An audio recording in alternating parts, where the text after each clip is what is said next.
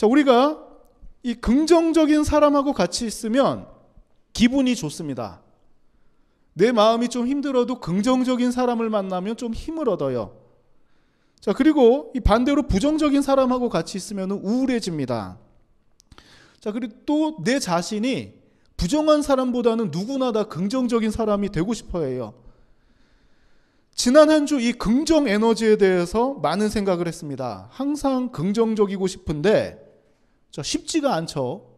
내 상황이 좋을 때는 누구나 긍정적으로 될 수가 있지만, 자, 내 상황이 좋지 않을 때도 긍정적일 수가 있는가? 그렇지 않습니다. 내 마음이 분주하면은 긍정적으로 생각하고 행동하기가 쉽지 않아요. 자, 그런데도 긍정적인 사람은 정말 멋있는 사람입니다. 자, 우리가 오늘 읽은 본문은, 자, 우리의 상황이 좋지 못한 때에도 긍정적인 사람이 될 수 있는 방법에 대해서 말하고 있어요. 그래서 오늘 설교의 제목이 뭐냐면, 같이 한번 읽어봅시다. 긍정적인 삶을 사는 법, 확실한 믿음을 소유하라. 고통 중에 있을 때, 자, 우리의 판단력은 흐려질 수밖에 없어요.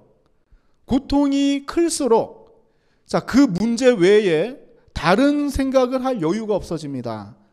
또 인간은 고통 앞에서는 연약한 존재예요.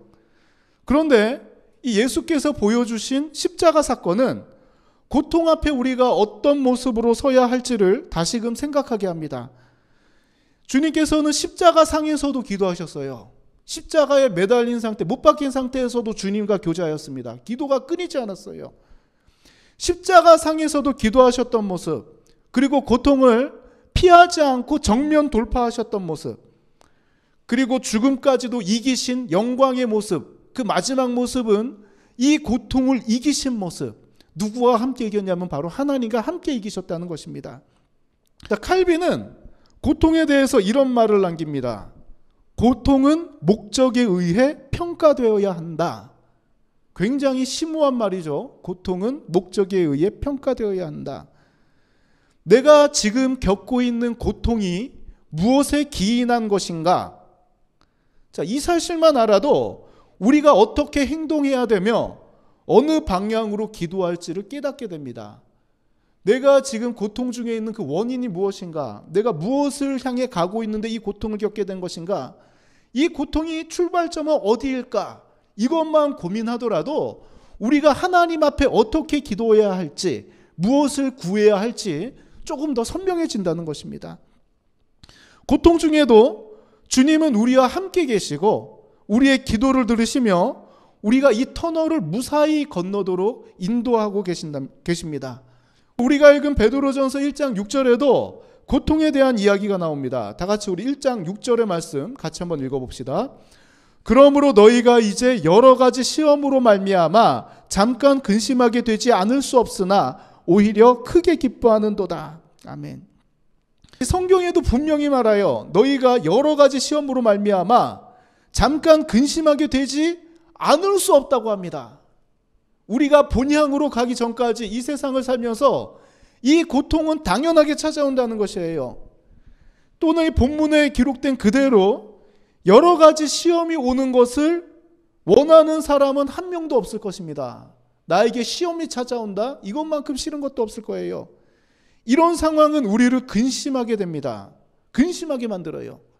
이런 상황에 직면할 때 한 가지 문제만 내 삶에 생기더라도 이게 고민이 되는데, 이거를 끝내면은 이제는 아이고 살겠구나 하면 또 다른 시험이 오고 또 다른 문제가 생기고, 이걸 해결하면 또 다른 문제가 생겨요.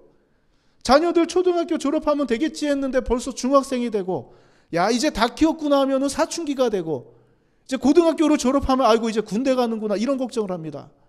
군대 갔다 오면 결혼할 나이가 되고, 이 떠나 보내는 걱정도 되는데 또 엄한 사람 데리고 올까 봐 이런 걱정도 되고, 또 이런 걱정을 하고 있는 중에 결혼을 안 하면 이게 또 걱정이 되고, 문제가 차례차례 오는 경우도 있고, 욥처럼 한 번에 많은 문제가 닥쳐올 때가 있습니다.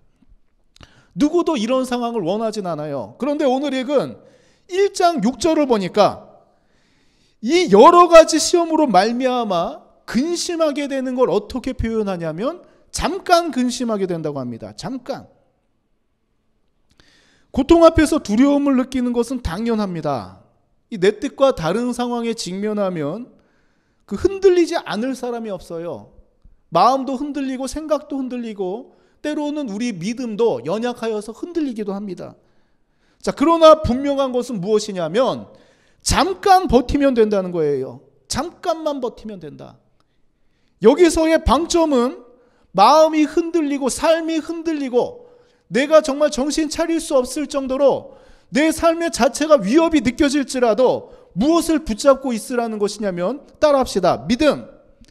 믿음을 붙잡고 있으라는 것이에요. 자, 이렇게 믿음을 가진 자는 어떻게 된다고 하냐면 빨간 글씨를 같이 한번 읽어봅시다. 같이 읽겠습니다. 오히려 크게 기뻐하는도다. 아멘. 오히려 크게 기뻐한다고 합니다. 무엇을 가진 자가 기뻐하냐면 믿음을 가진 자가 기뻐하고, 이 믿음은 어떤 믿음이냐면 하나님이 우리와 함께 하신다는 믿음이에요. 때로는 우리가 넘어지기도 하고 좌절하기도 합니다. 누구나 마찬가지예요. 아무리 믿음 좋은 사람도 시험과 환난 앞에서는 흔들리고 이 시험과 환난이 클 경우에는 넘어지고 좌절하기도 합니다.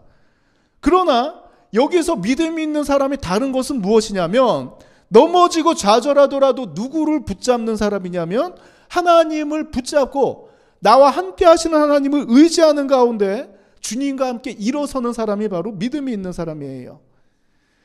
이런 아픔 가운데도 일어설 수 있는 믿음, 자, 주님이 함께 하시기 때문에 가능한 것인데 1장 7절에서는 이 믿음에 대해서 이렇게 말하고 있습니다. 같이 한번 1장 7절 읽어봅시다. 너희 믿음의 확실함은 불로 연단하여도 없어질 금보다 더 귀하여 예수 그리스도께서 나타나실 때에 칭찬과 영광과 존귀를 얻게 할 것이니라. 아멘. 자, 이 믿음이 뭐보다 귀하냐고 하냐면 금보다 더 귀하다고 합니다. 자, 금은 굉장히 비싼 금속이죠.